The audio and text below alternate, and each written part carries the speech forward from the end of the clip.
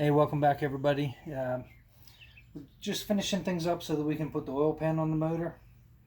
And if you're a fan of the series, you know that we can reuse these gaskets. We just have to coat them with a little bit of the Aviation Permatex. There's a couple dowels in the block that stick out that we can put the gasket on, and that'll hold the gasket into place. This is for the rear main seal housing. If I can get this on there, and I'm getting my fingers dirty. Putting the motor together and getting your fingers dirty. Imagine my shock. So we're going to slip that on there, and of course we're going to wipe our fingers off. So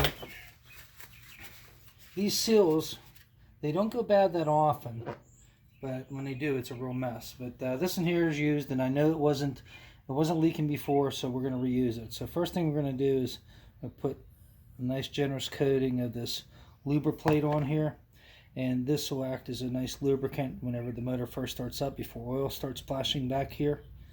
All right, and besides that, we're also going to put some on the end of the crankshaft here and just give it a nice little once over with my finger. That's good. Make sure that's all coated. And this is a pretty simple installation, and I'm not going to bore you with too much of it, but what this does is it seals the back of the crankshaft, and also it gives the final surface that we need for the oil pan. So we just slide that on there, and we're just going to wiggle that into position nice and smooth, and the dowels will help locate it.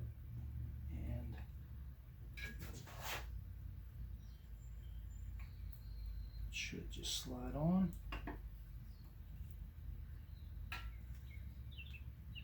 There it goes.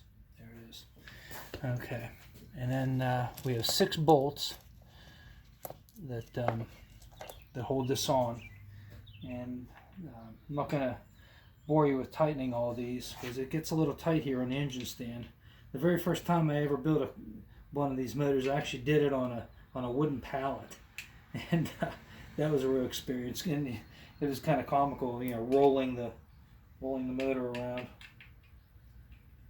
to get the different things. I'd roll it up on the cam housings to do this, and I couldn't put the oil pump on until the very end, and oh boy, it was a real mess. And you can see it's kind of tough to get your hand on inside there. You just need to skin your fingers. I just need to get them started, just a thread or two, nothing crazy. And can't really see that on camera, I don't think, but they're down in there a ways. So tighten one up here, and I'm going to show you.